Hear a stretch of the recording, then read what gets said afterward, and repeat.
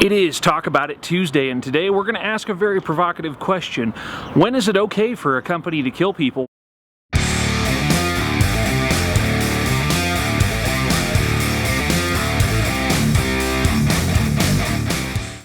Every Tuesday we're going to take an article from the internet, we're going to read that article, and then we're going to talk about that article. So for today, we've got this article here. It is from TWC News, Charlotte, North Carolina. This is from, April 7th.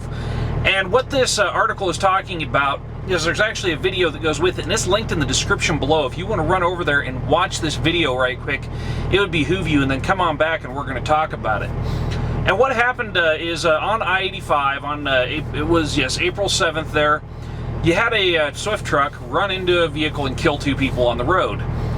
And if you guys have hopped on any of the big websites like on Facebook, you'll see all the time there's Swift trucks crashing everywhere in there. They're constantly having accidents. And I wanted to break down the numbers a little bit and take a look at this. And so what I did is I went over to FMCSA's website. I took a look at the SAFER score.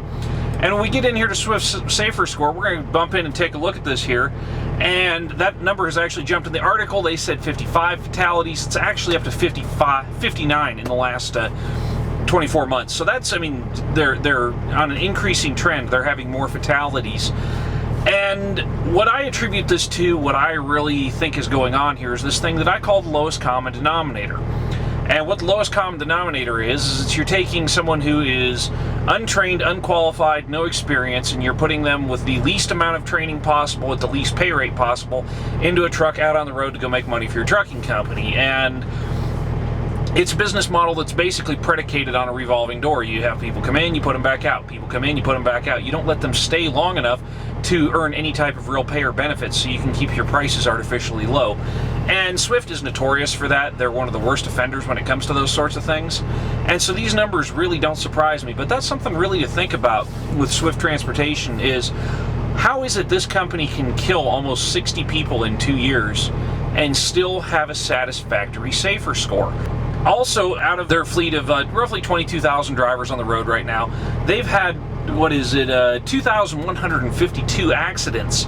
And so what that means is that 1 in 10 Swift drivers has had an accident. That is really bad odds. That's 10% of their fleet has had an accident. So those are not good numbers. That shows that they really lack the training, they lack the experience. And I'm not saying that someone that drives for Swift is a bad person.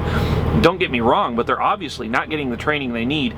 And I think what it really boils down to is I read another article a while back. I believe it was on Landline or Overdrive. I can't remember which. I think it was Landline. But it was talking about how Swift stock prices have cut in half in the last year. And I decided to go take a look at that. And when we look at that, roughly a year ago on, the high point there was from the high point on March 20th last year, it was trading at $28.83, and today it's trading at $14.96. So Swift's stock price has literally cut in half because of all these accidents. I'm sure that people really don't want to invest in them for these reasons. It's a bad investment, in my opinion, because this company has a certain amount of volatility to it. And the other thing that I know about this company is that they do not have an insurance company. They are self-insured. And what that basically means is that they have enough money, enough capital on hand to where they can cover the minimum liability insurance requirements. So in doing so, they're allowed to circumvent the normal process where any other insurance company would not insure this company by any means. I don't think any insurance company in their right mind would insure a trucking company that kills 60 people a year, in 2 years.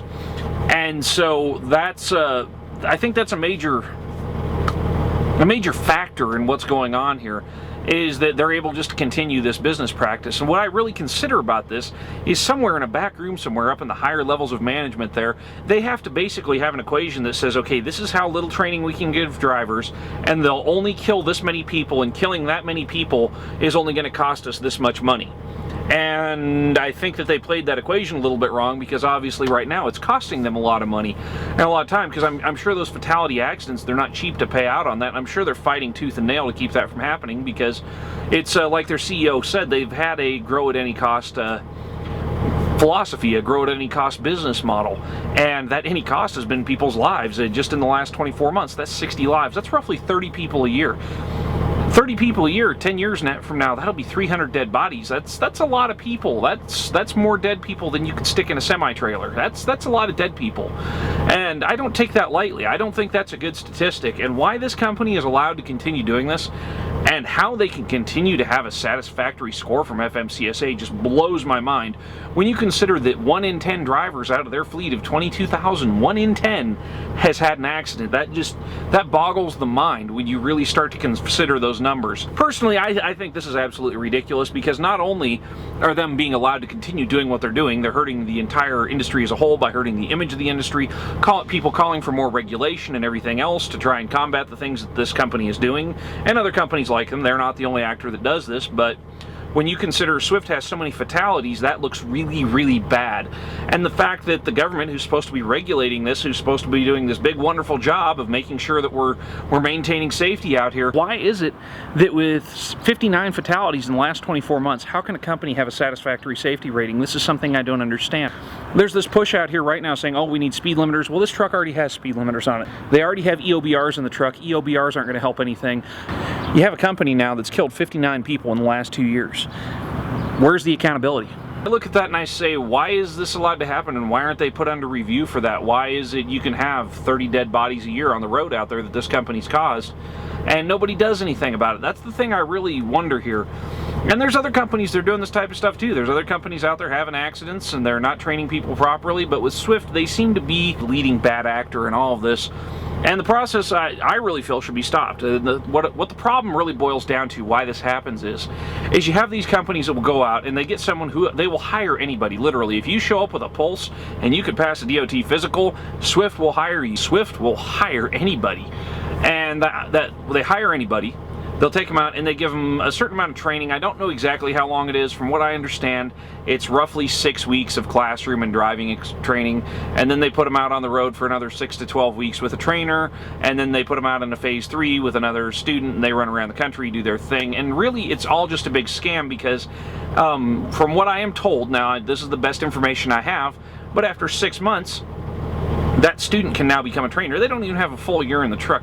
They don't even have 50, 60,000 miles behind the wheel at this point, and they're now allowed to become a trainer. And I think that's absolutely wrong. Personally, I think you should have to have 1 million miles in a truck to become a trainer, period.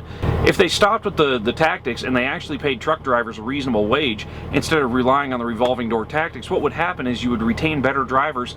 Those drivers would pick up more experience, and in picking up more experience, the highways would get safer. But the whole business model is built on pushing people out the door. So you'll have people come into the industry for as little as 6 months or 2 years or whatever, and just as they're beginning to get to the point where they actually have some knowledge, they're finding their way out of the industry, because that's the way that the company works. And the lease purchase programs and everything else, that's just another form of abuse that goes on here. I'm not going to get into that today, probably another video, but I wanted to share with you, the audience, this, and I'm going to be sharing this video around the internet. If you've enjoyed what I've said here and you agree, feel free to leave a comment below, and please do share this video.